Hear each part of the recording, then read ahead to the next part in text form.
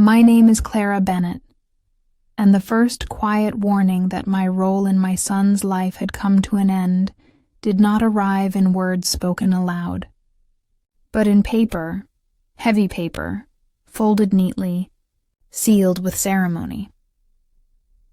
It came one gray Tuesday in March, tucked between a water bill and a grocery store flyer. The envelope looked different, thicker, more deliberate. I opened it absent-mindedly, thinking it was another realtor's pitch.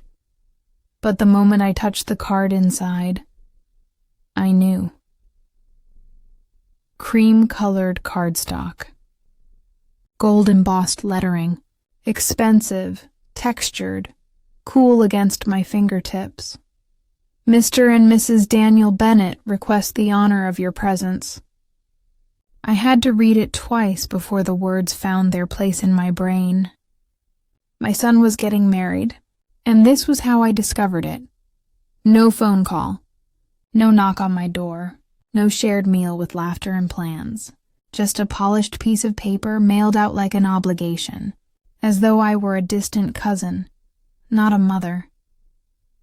I stood in my kitchen staring at the invitation resting on top of unpaid bills. My son, Daniel, 28 now, lived in a sleek high-rise downtown with glass walls and valet service. I'd been there once, briefly. He worked in technology, earning in 1 month more than I did in 6, processing insurance claims in a cubicle that smelled of tired carpet. His fiancée, Sophia Whitmore, was polished, elegant, and unshakably confident. I had met her twice, once at a brunch, once at Christmas. Both times she moved through my apartment like a museum visitor, careful not to brush against anything, as if poverty might cling to her like dust. The wedding was scheduled for June 15th at the Magnolia Hill Country Club, in small print, black tie optional. Optional for some, perhaps. For me, it was a reminder. My nicest dress was 5 years old, navy, bought from a clearance rack for Daniel's college graduation. Hardly country club material. Still, I ran my finger over the gilded script. Pride swelled in me, yes, but so did rejection. Invited, technically. Wanted, no. That evening I called him. He answered on the 3rd ring. "Hey, Mom," he said, distracted. I pictured his fingers moving across a keyboard. "I got the invitation," I said, forcing warmth into my voice. "Oh, good. Congratulations, sweetheart. Sophia seems lovely." A pause. "Yeah, she is. Listen, about the wedding. I'd love to help," I cut in, already standing at the table with pen in hand. "Maybe with flowers or cake tasting." "Mom, stop." His voice sharpened. "Everything is already handled. Sophia's parents are covering it all." "I wasn't talking about money," I whispered. "I meant being part of it. A dance. Picking boutonnieres, just being involved. We've already done that." He sighed. "Just show up. Wear something nice. But not too conservative. Her family's traditional." "Of course," I said steadily. "I wouldn't want to embarrass anyone." "It's not about embarrassment," he muttered. Then quickly, "Never mind. I've got to go. Sophia's making dinner." The call ended. I set the phone down, staring at the invitation gleaming under the kitchen light. Black tie optional. Optional, like me. From that night I made a vow. If I was to be relegated to the background at my son's wedding, I would still walk into that ballroom with dignity. For 3 months, I lived with ruthless discipline. I skipped morning coffee, Friday takeout, secondhand books I used to treat myself with. I walked instead of paying bus fare, lugging groceries home in aching arms. I clipped coupons nightly, stacking them into an envelope labeled wedding. By May, the envelope held enough. Enough to step into a store I had never dared to enter. The department store sparkled with golden lights. Dresses shimmered. My shoes squeaked on polished tile. A young saleswoman approached, her smile genuine. "Looking for something special?" "Yes," I said softly. "My son's wedding." Together, we sifted through racks, satin, silk, chiffon. Then I saw it. A deep emerald gown, simple but commanding. In the fitting room, the fabric slid over me like water. When I stepped out, the saleswoman's expression shifted. "That's the one." I turned toward the mirror. The reflection startled me. The dress softened what needed softening, strengthened what needed strength. For the first time in years, I almost recognized myself. The price tag made my stomach lurch. But I thought of every skipped coffee, every long walk, every soup stretched across days. I bought the dress. With it, silver heels, low and steady. The next weekend, I sat in a stylist's chair for the first time in more than a decade. When she spun me toward the mirror, my graying hair had become soft curls touched with highlights. "You look radiant," she said. For a moment, I believed her. At home, I hung the gown on my closet door, shoes beneath it. I studied myself in the mirror. Not just someone's mother, whole, present, dignified.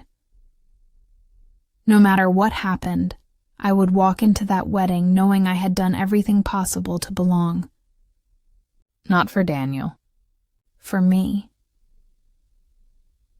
Because sometimes dignity is the last gift you can give yourself. The Magnolia Hill Country Club gleamed with perfection. Manicured lawns, a shimmering lake, hedges shaped like sculpture. Luxury cars filled the drive. My 15-year-old Civic sat among them like an intruder. Inside, the lobby dazzled. Marble stretched wide, chandeliers dripped with crystal. Guests in gowns and tuxedos mingled, laughter rising easily. My shoes clicked against the polished stone. Near the staircase, I saw him. Daniel. Handsome in a tuxedo, his hair styled, his laughter warm as Richard Whitmore leaned close. Sophia at his side, radiant. They looked like they belonged on a glossy cover. I walked closer, my heart tight. Daniel saw me. His smile faltered. Dread, not joy. "Mom," he said neutral. "You made it." "You look so handsome," I whispered, reaching for his bow tie. He stepped back, just enough. "Thanks. You look nice." The pause before nice stung. Richard extended his hand. "You must be Daniel's mother." "Richard Whitmore." "Clara Bennett," I said steady. "Congratulations on gaining a wonderful son-in-law." "Indeed," he replied smoothly, already turning away. I stood a moment longer, then drifted aside, already invisible. The reception hall glowed with understated luxury. White linens, crystal glasses, roses perfuming the air. My card waited at table 8, the farthest corner, near swinging kitchen doors. At the front, Daniel and Sophia sat encircled by her family. Tables 1 through 3 held their closest friends. Mine held strangers. An elderly woman adjusting her hearing aid. A nervous couple tugging at stiff collars.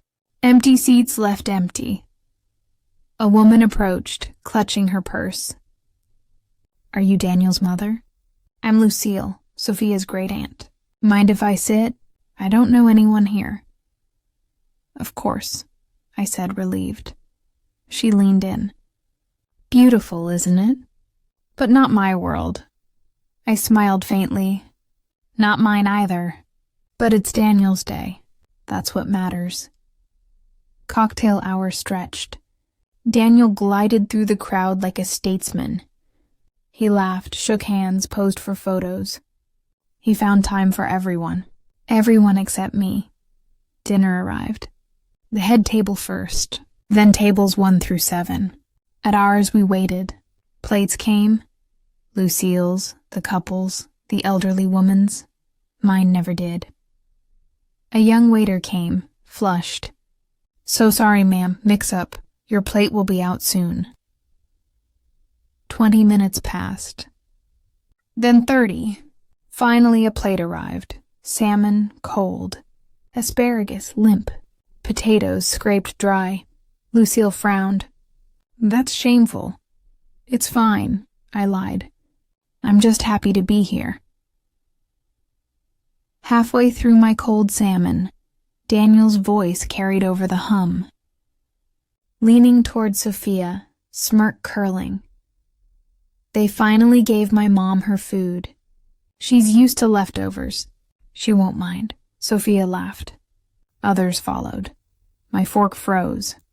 My hand stayed steady, though something deep inside cracked open. Lucille gasped. Did he just... I'm fine, I said again. But the words were ashes. The lights dimmed. Music swelled. Daniel and Sophia floated for their first dance, flawless as a film. My emerald dress, my styled hair, all invisible. Parent dances followed. Sophia's father twirled her proudly. Her mother swayed with Daniel tenderly. I waited. Surely he would come. Surely he remembered.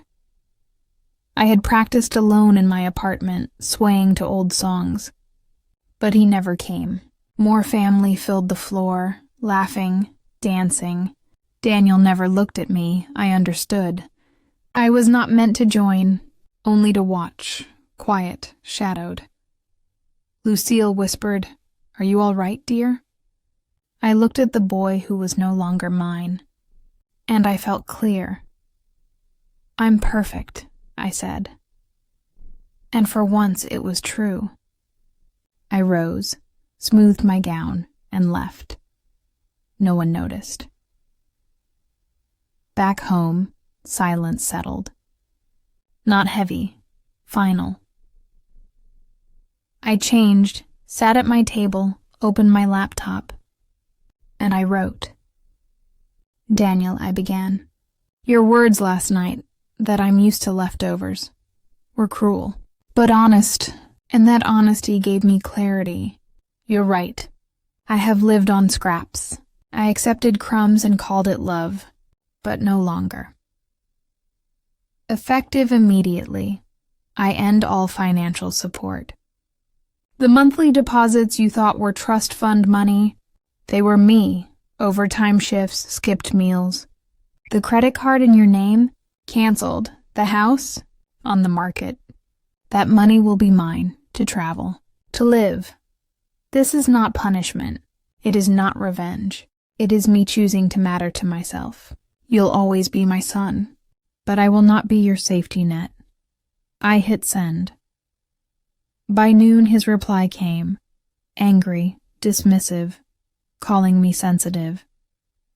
Claiming the house was his inheritance, suggesting therapy, I did not respond.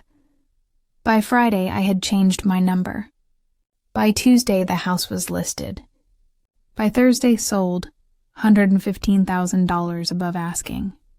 His final email came Sunday. You win. You ruined our relationship. Don't contact me again. I printed it, filed it under evidence. Not for court, for memory. On July 20th, I closed the sale.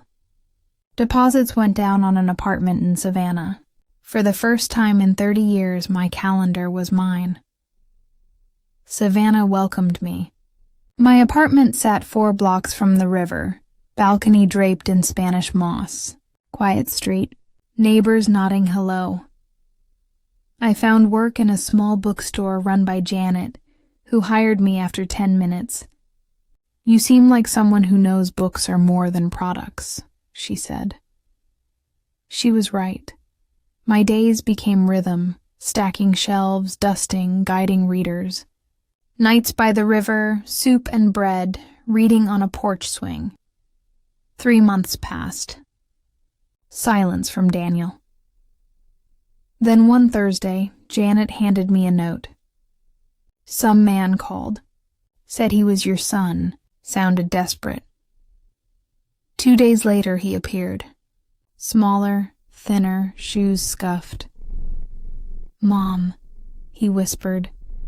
"Please, can we talk?" I told him I finished at 6. The cafe next door closed at 7. He had 1 hour. We sat at a wooden table. He stumbled through an apology.